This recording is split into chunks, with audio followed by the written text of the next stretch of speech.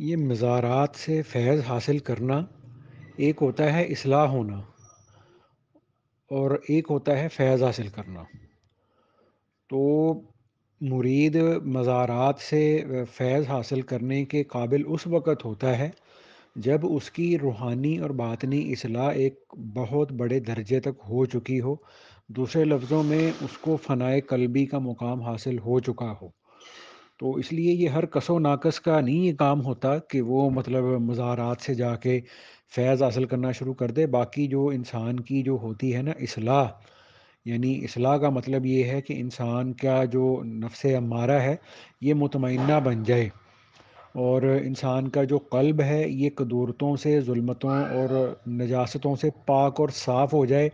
اور انسان کے قلب میں سے اللہ تعالیٰ کا جتنا ما سوا اور غیر ہے وہ نکل کر صرف اللہ تعالیٰ کی محبت اور معرفت انسان کے دل کے اندر پیدا ہو جائے۔ تو اور پھر جتنے بھی شریعت کے اعمال ہیں ان کا سہولت سے ادا ہونا، اور نیک اعمال کے کرنے میں اور گناہوں سے بچنے میں جو ایک انسان کو تکلف کرنا پڑتا ہے نا، یعنی انسان کو اپنے آپ کو جبراً نیکی پہ لگانا پڑتا ہے اور جبر کر کے اپنے آپ کو گناہ سے روکنا پڑتا ہے، تو یہ تکلف اور جبر ختم ہو جائے اور شریعت کے جو اعمال ہیں وہ بے تکلف انسان سے صادر ہونے لگے۔ تو اس کا مطلب، اور شریعت کے جتنے بھی احکام اور اعمال ہیں ان کی 100% بجا آوری انسان کرنی شروع کر دے، تو یہ چیز ہوتی ہے انسان کی ظاہری باطنی اصلاح۔ ٹھیک ہے جی۔ اور اصلاح کے بعد کے سارے یہ مرحلے ہوتے ہیں کہ انسان مطلب اگر کبھی کسی بزرگ کے مزار پر چلا گیا تو وہاں پر فیض حاصل کرنے کی نیت سے بیٹھ جائے، تو اس میں یہ بات یاد رکھنے کی ہوتی ہے کہ بزرگوں کے مزارات پر جا کر انسان کا نفس امارہ مطمئنہ نہیں بنتا، اور انسان کا جو دل ہے وہ قلب سلیم نہیں بنتا۔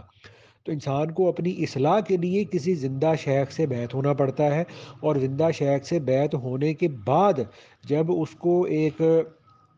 اپنے سلسلے کی ایک روحانی نسبت کسی نہ کسی درجے میں حاصل ہو جاتی ہے، تو اس کے بعد وہ اس قابل ہوتا ہے کہ اگر وہ کبھی کسی صاحب نسبت شخصیت کی قبر پہ چلا جائے تو وہاں پر وہ مراقب ہو سکتا ہے۔ باقی اٹ سیلف یہ کوئی چیز مقصود نہیں ہے کہ جناب انسان جو ہے وہ شیخ سے اس لیے بیعت ہو، کسی روحانی سلسلے میں اس لیے داخل ہو کہ جی ہم تو جناب بزرگوں کی قبروں پہ جا کر ان سے اکتساب فیض کرنے لگیں گے، اور ان کی قبروں پہ جا کر آپ یہ دیکھیں کہ اب ہمیں یہ چیز خلفۂ راشدین کی سیرت میں آپ نہیں دیکھ سکیں گے کہ حضرت ابو بکر صدیق رضی اللہ تعالیٰ عنہ اکتساب فیض کے لیے اللہ کے نبی صلی اللہ علیہ وآلہ وسلم کی قبر اطہر پر بیٹھے ہوں، ٹھیک ہے، یا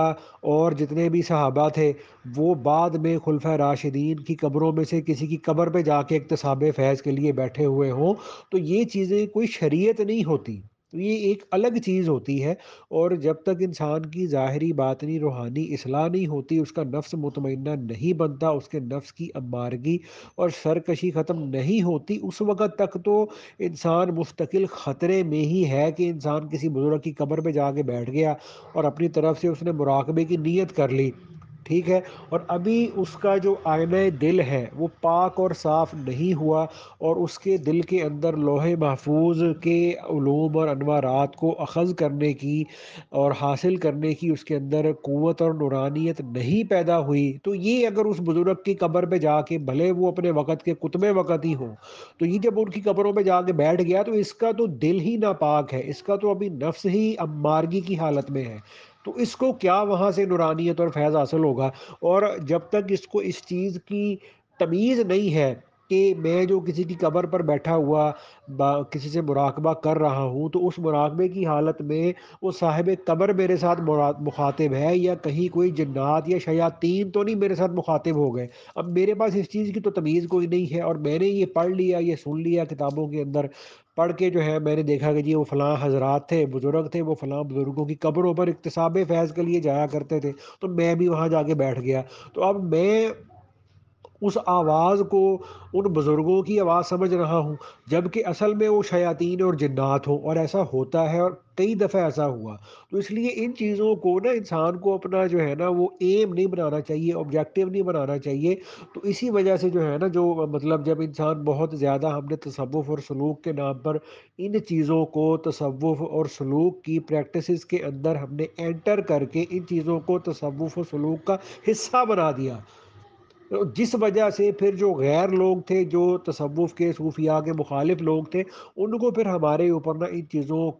کی وجہ سے نا اعتراض کرنے کا موقع ملا، ان کو یہ کہنے کا موقع ملا کہ جی یہ تصوف والے تو جو ہے نا یہ بدعتی لوگ ہیں، یہ قبر پرست لوگ ہیں، یہ قبروں والوں سے جو ہے وہ جا کے پتہ نہیں کیا کیا کچھ کہتے ہیں، کیا کیا کچھ ان سے مانگتے ہیں۔ تو اس لیے ہمارے جو حضرات ہیں نا انہوں نے ان چیزوں کو تصوف سے بالکل الگ کر دیا ہے، کہ تصوف صرف اور صرف اپنی باطنی ظاہری اصلاح کا نام ہے، اور جب اصلاح ہو گئی تو اس کے بعد انسان کبھی اس قابل ہوتا ہے کہ وہ کبھی کسی صاحب قبر سے اکتساب فیض حاصل کر سکے۔ اگر اس روحانی اصلاح